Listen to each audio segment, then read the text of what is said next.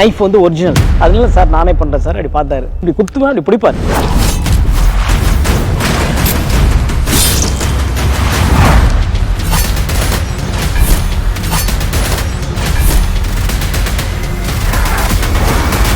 Jailer unlock superstar Rajinikanth അഭിനയിച്ച mega block buster ചലച്ചിത്രം ജയിലറിന് പിന്നിലെ കഥ സബ്ടൈറ്റിലിനോടൊപ്പം നിങ്ങളുടെ സൺ നെക്സ്റ്റിൽ മാത്രം കണ്ടാസ്വദിക്കാം. ഇപ്പോൾ തന്നെ ആപ്പ് ഡൗൺലോഡ് ചെയ്യൂ.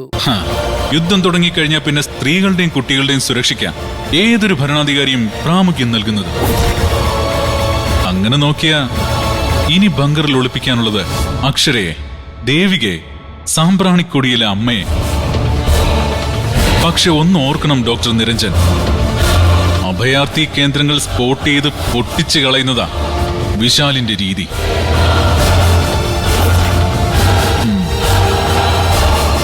ബൈ.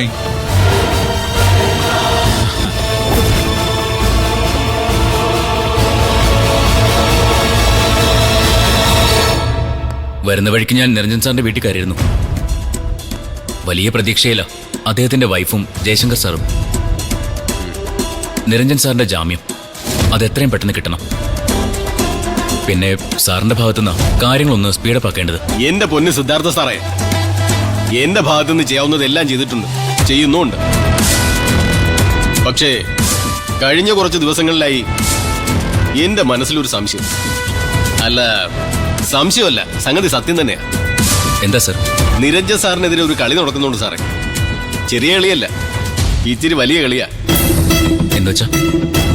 എന്നുവെച്ചാ നിരഞ്ജൻ സാർ ജയിലിൽ നിന്ന് പുറത്തിറങ്ങരുതെന്നും അക്ഷര ഹോസ്പിറ്റൽ ഇനി ഒരിക്കലും തുറക്കരുതെന്നും ആഗ്രഹിക്കുന്ന ഒരു കൂട്ടർ. നിസ്സാരമായി കണ്ട് എഴുതി തള്ളേണ്ടവരല്ല അവർ. വളരെ പ്രബലരാണ്. A powerful syndicate.